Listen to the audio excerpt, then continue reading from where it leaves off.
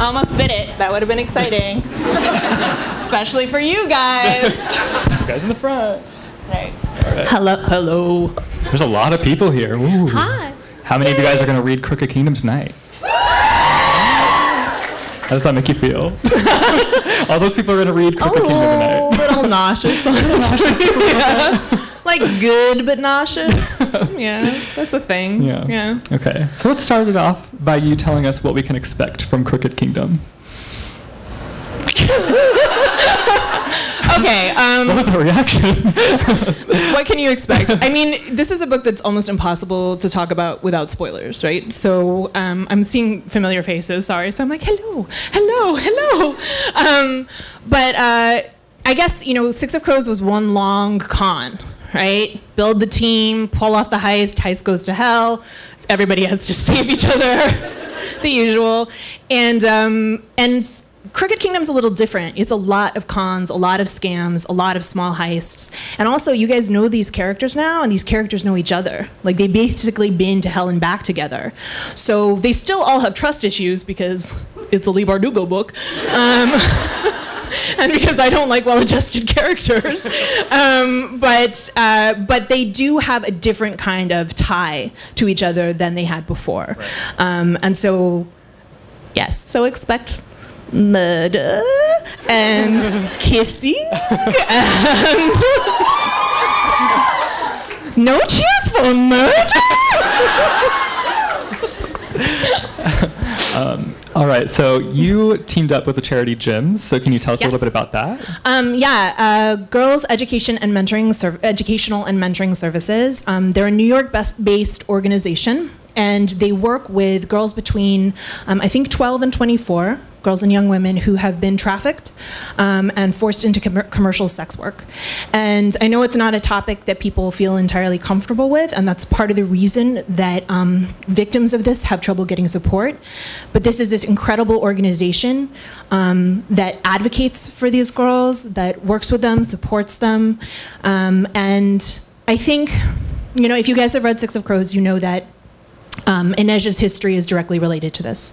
And I think when we write about these things, when we write about things like trafficking and sexual slavery and PTSD even if we do it respectfully, on some level we're being a little exploitative. And so we have to acknowledge that these aren't it's not just plot fodder. Right? These aren't just things that exist to make our books more interesting. They're real world issues with real world victims. And so we're going to give 10% of all of my book sales on tour to Gems. And Macmillan, my awesome publisher, has agreed to match me up to $3,000. So let's make them pay. And I want to tell you guys too, if you guys don't want to buy more, copies of the books or whatever, you can also just go to the Gems site and donate right now.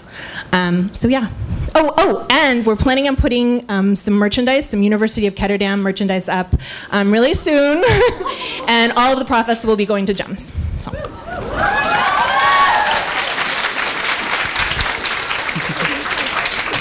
Okay, so being a YouTuber, I would love to know what I'm sorry, what is the YouTube? You know what YouTube is? No. Oh, okay. Like I'll have to tell you about it later. Yeah. But I would love to know, what you think the Six of Crows, if they were to start channels, like the Six of Crows, crew, what would they, make their channels about? All right. Jesper would have one of those channels where he just does dumb, dangerous stuff, like Jackass, where he's just people would dare him to do things and then he would do them. I feel like Wylan would put up beautiful music that he made, he'd do incredible covers of songs and stuff, right? Wouldn't he be let's hear the Wylan album. Okay, Nina would be a fashion and makeup blogger for sure. Her consulate would be on point. Inej. I feel like Inej could do she'd be one of those dance superstars. She would do acrobatics and parkour all over the city. Parkour always makes me think of The Office. Parkour. Let's see. Matthias. Matthias would have a guns and ammo channel. I don't even know. Or a really religious channel, and Kaz would have a channel that was just him blowing up televisions. Blowing up televisions and setting fire to things. Just exploding things, it's fine. That's fine, yeah. There's channels like that, right? Maybe. Maybe. How do you think the characters from Six of Crows and the Grisha trilogy would get along? Like if they were to meet? Interesting question. I mean, I often will see things where people are like, who would win in a fight, Kaz or the Darkling? And I'm like, Kaz would never get in that fight, man. Like, he would never be that dumb to be like, I'm going to take on an immortal guy with superpowers. Like, he would sneak into the palace like the night before the fight and blow everything up, Like, so I don't know. Like, the interesting thing to me was in writing Six of Crows was getting to relate these characters to the way they saw the events of the Grisha trilogy. And they have so much wrong, because they are at several steps removed. And a big part of this story is what happens to people who aren't kings and queens and chosen ones. Like, that's really what's at the heart of Six of Crows and Crooked Kingdom, especially. I mean, it's very literally on the page in Crooked Kingdom. And I think that's, like, that relationship was really interesting for me to write about. So I don't know what would happen if they came into contact. So, yeah.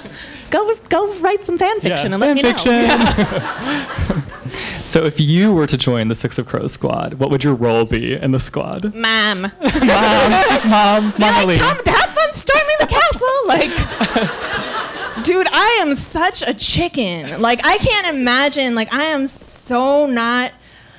Like, I can't run fast. Like, I guess I'm a good schemer. Like, I mean, I came up with all of Kaz's schemes, so I'm just as smart as Kaz.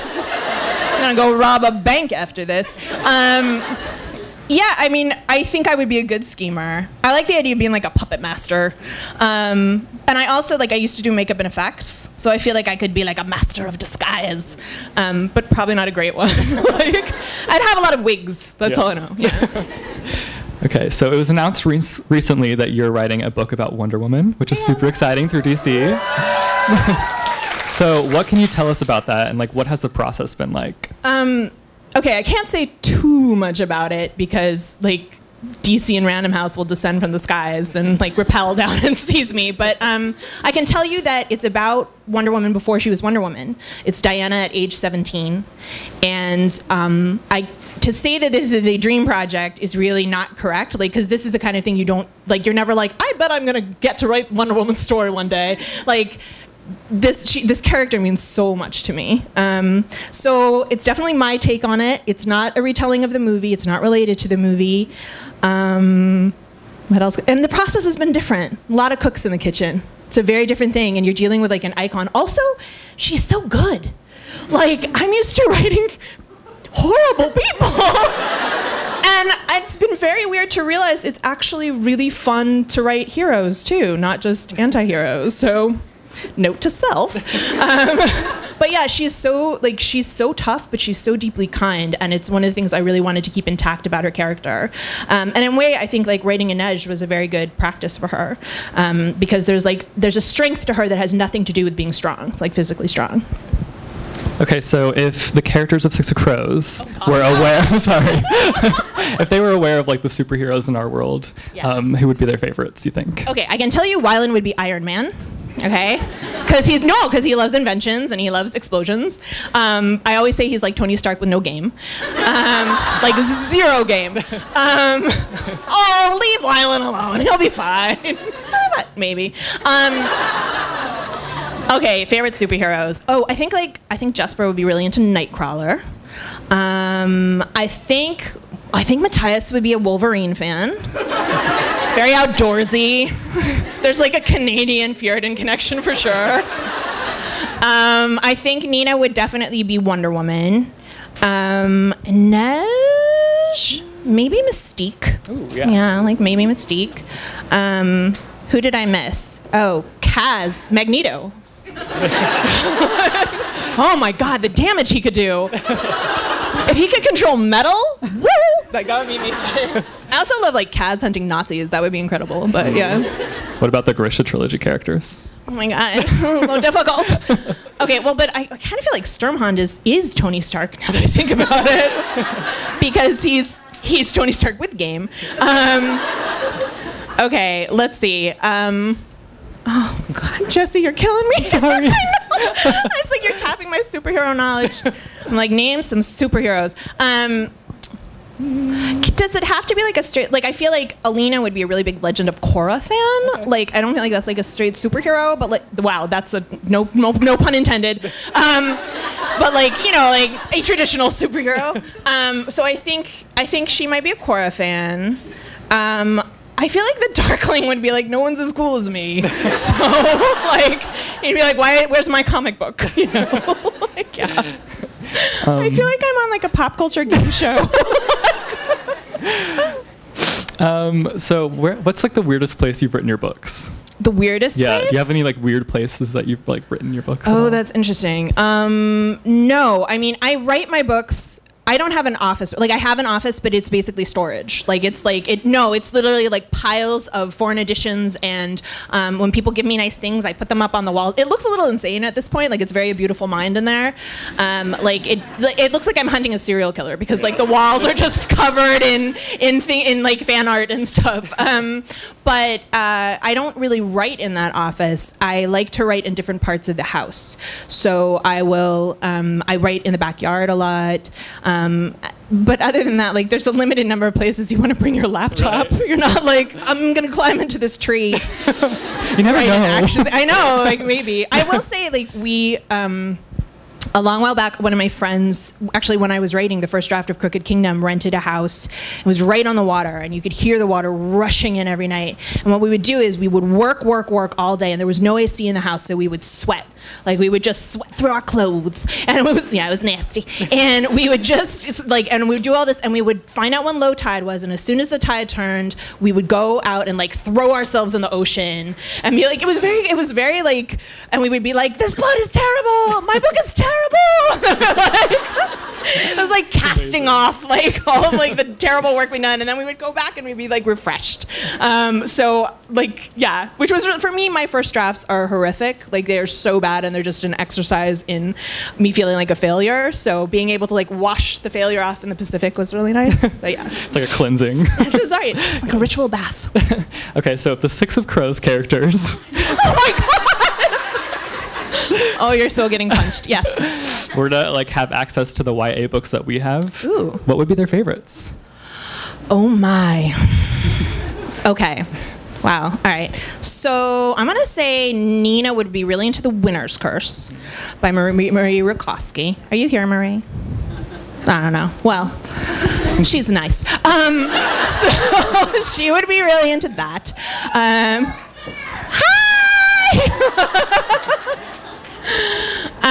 Actually, since I just saw Zoraida, I'm going to say Zoraida Cordova's Labyrinth Lost. I'm going to say that would be Inej's fave. Can already see the shippers being like,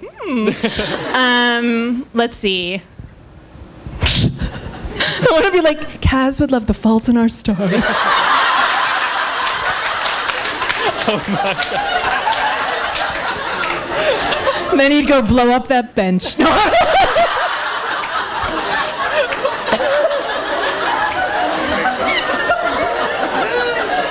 You just took it there. I did. I've never actually read it. I'm sure it's wonderful. I don't know. I know. I'm sure it's great. Everybody loves it. Okay. My mind is going completely blank. All right. Name some of my characters because I can't think of them right now. Who have you done? Jesper. Okay. All right. Jesper's gonna love. Oh, Jesper's a feminist, and so he would enjoy The Female of the Species by Mindy McGinnis. Yes. Is that out yet? It is. In fact, it came out last week, and I recommend it highly. It's super dark, but super amazing, and I feel like Jesper would be very impassioned about it. This is the great thing about creating these characters. I'm like, Jesper is a feminist. Matthias actually would love The Fault in Our Stars. No, he would. He is a hardcore romantic, and he would love it, and he loves a tragic ending. Like that. Sorry, I spoiled it. I know. It's a little movie. I don't know. Leave me alone. Go to the next question. Okay, so is Crooked Kingdom our last book from the Grisha world, or do you have more planned for the Grisha world? I'm very curious about this, because I don't want you to say goodbye to it. I want more. I think we all do. I guess it's safe to say no. Okay. It's not the last from the Grisha world, but I can't tell you guys what's coming next yet. Of course. But there's a lot of stories left to tell, and yeah, I'm not ready to leave that place behind, but there's some other things I've got cooking too. So yeah. Can you tell us anything about those other things you got cooking? Anything? No. What can I tell? I can tell you. I can't. I'm like looking at my publisher. They're like, no, I can tell you nothing. Stay tuned. Stay tuned, Grisha fans. That's right. If you ask me another one of those things, I'll put you I off was the going to. Are you going to push me off the stage? All right, go for it. What would they order at Starbucks? I just really want to know, Leigh. I just really want to know. They want to know too, am I right? I'm not alone in this. This is impossible. Okay. Obviously, Kaz takes his coffee black. All right, like I don't know, like that. What's the half white? That thing? I don't know what that is. I don't know what that is. Flat either. white, half white. I don't know. Flat white. I don't know what that is, but somebody's gonna order that because I just thought of it. Yeah, it's delicious. Matthias would have like a double mocha frappuccino with like caramel shavings on it, but he would like pay somebody to go order it for him. He'd be like, oh, masculinity is so fragile. I can't get through my day without my double frappuccino. I don't know why he just got Irish, but he did. Okay. And Neige, I feel like would be like tea. Like it would be like a nice tea. Like she's not into the caffeine. She doesn't want to be jittery when she's like on a rooftop, and like that could get dangerous. I think Wyland's a tea too, but like an iced tea, like a nice cooling iced tea.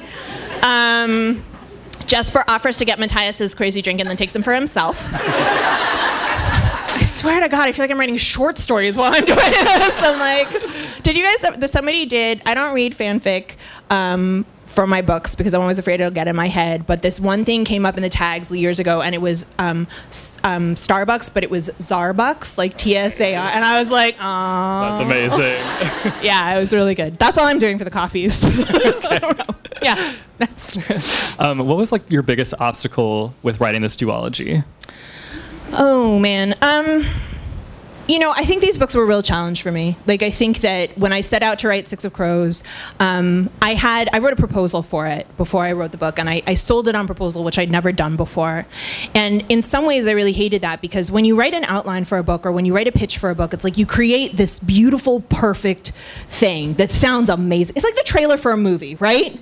You're like, this is going to be amazing. And then you start writing it, and you're like, this could be amazing if someone else wrote it. Which is how I felt the whole time I was writing Six of Crows, was that I was not smart enough for the story. And it only was in revision. Like, I was in love with the story when I first drafted it, and then I fell out of love with it for draft after draft.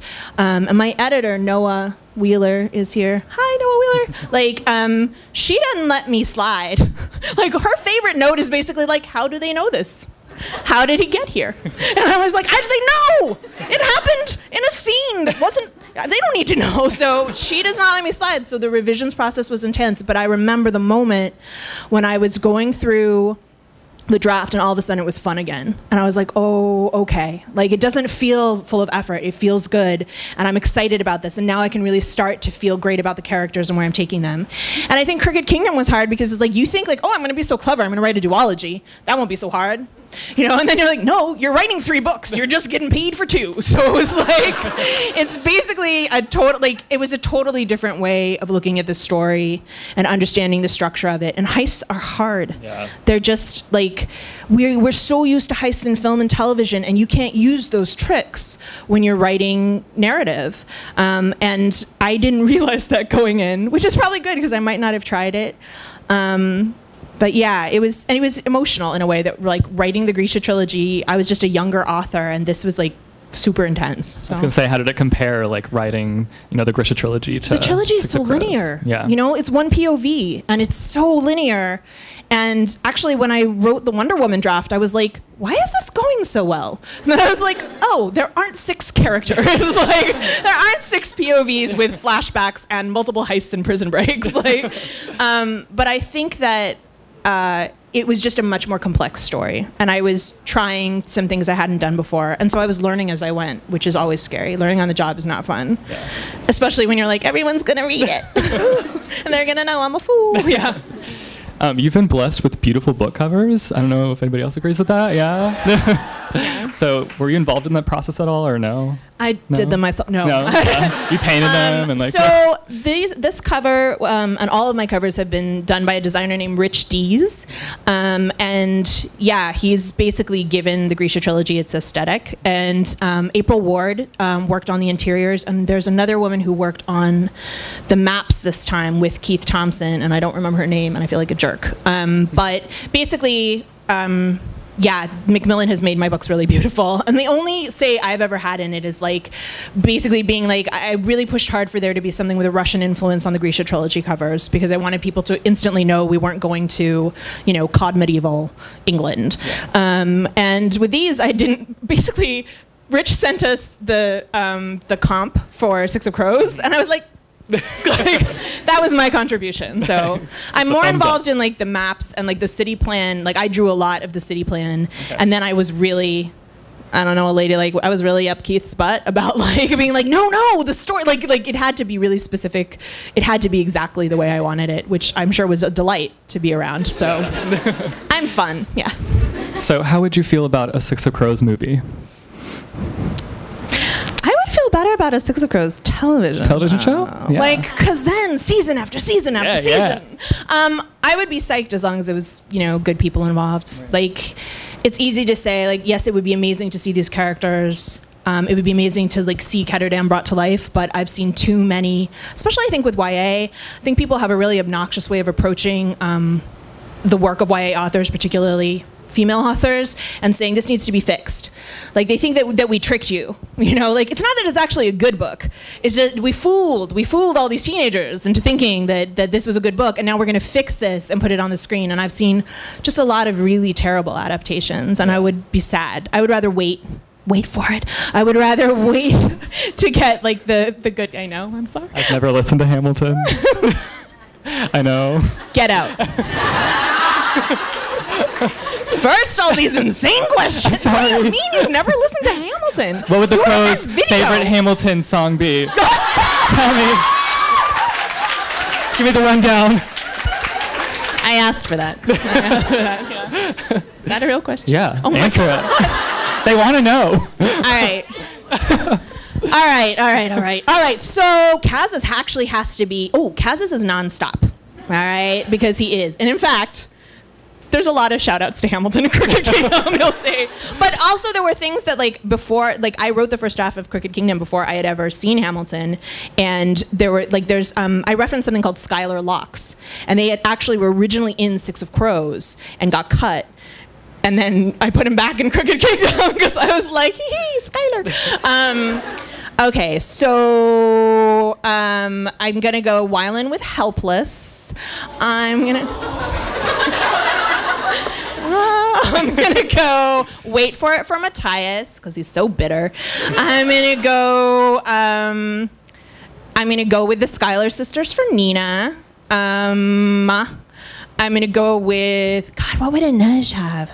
I don't know. I don't know Hamilton. I'm sorry. You're the worst, Burr. Was that a reference to Hamilton?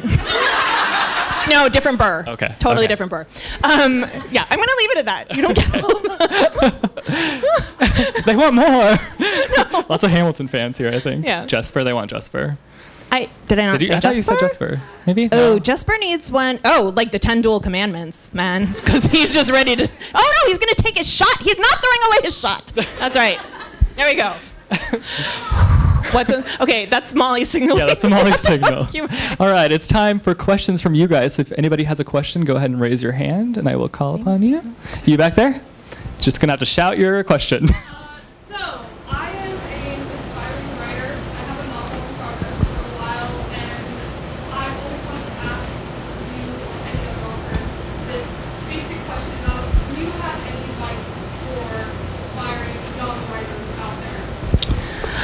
Sure. So my advice to authors, young or otherwise, is read outside of your comfort zone. Like, don't just, like, yes, and I feel like we have to say this less, like, when kids are in high school, because they are forced to read outside of their comfort zone all the time, for better or worse. But read outside of your comfort zone, read poetry, read things from, like, go pursue, like, look for authors you haven't heard about on Tumblr and Bookler and YouTube, no offense, but, like, you know, seek out, because they can't cover everybody, so, you know, seek out other authors, finish a draft. Like, finish a draft. You learn so much more from a complete terrible first draft than a perfect first sentence. And I guess really just that, you know, there's no expiration date on your talent. You know, like, we do this terrible thing where we say, you know, oh, you're so smart for your age. You know, you're such a great writer for your age. And that's a trap, man, okay? Because all of us are, like, the smartest kid in the room for a period of time. I can't stop with a Hamilton stop. But for a period of time, and then we're not anymore. And we need to value our talent that, you know, aside from anything having to do with age or precociousness. And I didn't write my first book until I was 35. But it doesn't matter. If you have a story to tell, people are hungry for good stories, and that hunger never goes away. Awesome. Next question. You right there? Who's your favorite character that you've been writing, but also outside of Perfect Kingdom? Because, spoilers, has there been a moment where you're just like, oh my god, I'm so sorry I did that to you? Okay, so she asked, do I have a favorite character to write? Yeah. My favorite to write, and is there ever a moment where I'm so sorry? I'm never sorry. That would require a conscience. No, I'm not sorry if I feel it served the story. Weirdly enough, there's a character in Rune and Rising, and it's not who you guys think it is. It was a minor character, and I don't want to say in case people haven't read it, but I regret that character's death because I would love to write that character more. Like, I just desperately would like to write that character more. And it's a minor character, so don't get excited. But then, favorite character? Like, I loved writing Matthias in Six of Crows because he's like, are there any Avatar: The Last Airbender fans here? Okay, so he to me is like my big blonde Zuko. Like, because he's so, like, honor, you know, and because he has the heart of a knight, but he's just been twisted by the way he's been brought up. So and he's so dogmatic, like, he's just so drama all of the time, and I really loved writing that. And in the second book, I loved writing Wylan because I didn't know him yet, and I got to discover his story, like, as I was writing it. And he's so different from the rest of the crows. Like, a lot of people are like, oh, these kids are too old, they seem too old, you know, and I always think, well, one, like, wait till you see Arya Stark at 17, you know, but also, like, Wylan is the only one of these kids who's had a proper childhood, even if it was a terrible one, like, and who's been sheltered in the way that I think we think of adolescents as being sheltered, whether they are or not. Yeah. Awesome. Next question. You right there? Hi. You have a pretty active social media life. Does it ever get hard for you to not, like, discuss what you're working on? I think for both of you, what you're working on, like any project with your fans, and also does it change how you work on your project when you interact with people? Well, she asked you too, so. Jesse, if the YouTubers were video game characters. I mean, I don't feel like it's ever really hard for me because, like, I don't have anything that's, like, super secretive. Like, you have, like, book deals that, like, you can't talk about and stuff, right? Yeah, I mean, that's challenging. And it's really hard for me because there's a lot, like, I don't have a normal social media presence anymore. I was on Twitter before I was an author, and it was a very different kind of engagement. I was probably, like, I mean, it was basically like, had nachos, you know, but, like, I think I had a different way of relating, and I think at every stage it changes. And to be totally frank, like, Twitter's been kind of insane lately. Like, it's been a mess lately, and I don't really like being there as much as I used to like it. Like, and there are times also, like, and I don't track my tags on Tumblr when I have a book coming out because I don't want to know. Like, I have super thin skin, and I don't want to know. But I also feel like at this point, there are people who are out there on Twitter who are getting it a lot worse than say, like, I don't get it that bad. There are people, and it's part of our job is sort of be there and to run interference when we can. But yeah, I don't know. Social media is hard. Like, it's really hard. And it's this kind of weird game of, like, I always talk about it as like, you're having a dinner conversation with somebody, and then in the middle of it, you're like, ebook deal, $9.99, you know? It's not a natural state of affairs at all. Yeah, really weird. Next question. You right there? You're writing a book, which is the DC Comics, right? So are you scared of the reaction from your fans? Because it is a different world, and it's not like your own world per se. So are you scared that it's going to be disappointing or anything? Not that it would be. Awesome. I understand. It's going to be amazing. So she asked if I'm afraid of, like, readers being disappointed in Wonder Woman. And yeah, I'm always afraid of that. Like, there's never a time when you're writing when you're like, boy, I really hope readers don't like this. I hope they'd give it 2 stars on Goodreads, you know, like, yes, I'm afraid of that. And it is worse with a property like Wonder Woman because that character means so much to so many people. Like, people who have never read a comic book in their lives know about Wonder Woman or care about Wonder Woman or have a Wonder Woman t-shirt or grew up, you know, putting on the cardboard bracelets and turning around in a circle. That was me. Like, you know, like she's an icon. And so there is more pressure. And I know some people won't like it. That's just the name of the game. But I also think you have to put those fears aside. That's the trick of writing, right? You have to write as if it's a secret. You have to write as dance like no one's watching. But really, like, you have to write, you have to trick yourself into writing and thinking nobody's going to read it, because otherwise you never get through that first draft. And I really believe, like, I think it's one of the things that concerns me about social media is that I really think scared artists make bad art. Okay? And so you cannot live that way. And it's one of the reasons I tell people, get offline. You know, if you're trying to be an author, like, one of the best things you can do for yourself is take a hiatus and just live with your work for a while instead of constantly exposing it to criticism. Next question. You right there? I apologize for this question. No spoilers? No spoilers. If the 6 of Crows characters were... Oh my God! Bless you. If the 6 of Crows characters were in the Hunger Games, who would win and how would they win it? Ooh. Kaz would win. Kaz would win. Oh, maybe Anesh would win. Kaz or Anesh would win. Nina would be like me. She'd, like, grab a bag of Doritos from the cornucopia and be like, y'all can come for me. Like, that would be it. Yeah. Awesome. Next question. You right there? Yeah. How do you, like, I know you were talking earlier about the feedback you got from your editor and stuff like that, but has there been anything that you were like, I will not change this, you know, like, have you, like, disagreed with one of the major things, and, like, how do you find that balance of, like, trying to change things to suit the story but sticking to your guns? You know, there have been very few times when I've really butted heads with, and admittedly, I've been very lucky. I've been spoiled. I worked with the same editor on 5 books. And there have been very few times when we really butted head. I can actually name pieces of dialogue where Noah was like, no. And I was like, yes. And then she'd be like, I don't know if you saw my note last time, but no. And I'd be like, yes. And there occasionally that's the only time, and she'll be like, your funeral, you know, like, there's never been a time when we really butted heads. And my experience of editorial, I really like being edited, and my experience of editorial is you get the letter, right?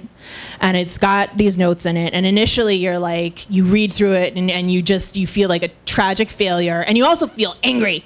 You're like, you don't understand my genius.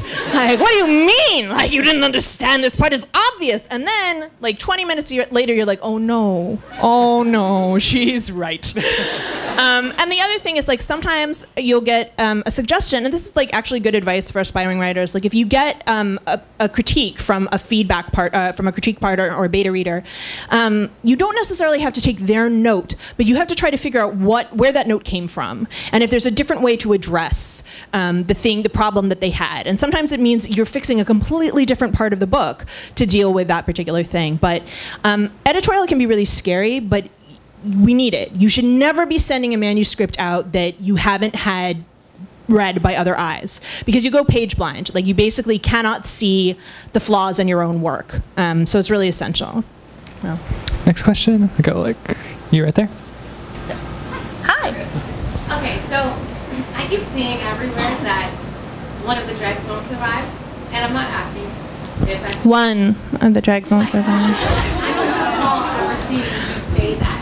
So I'm like thinking. I never did say that. Exactly. I never said that one of the dregs won't survive. So I think people are speaking it into existence. But do you like ever go online and see something and you're like, I should add that? Well, honestly, like, I wish that were the case. Like, I'd love to crowdsource my books and just be like, what ship do people like? No, like I said, scared artists make bad art, so you never want to be writing in that way. Like, you never want to be, like, writing to a thing. But I will say that, like, we also write these books so much sooner than you ever see them, so that's sort of impossible to do that.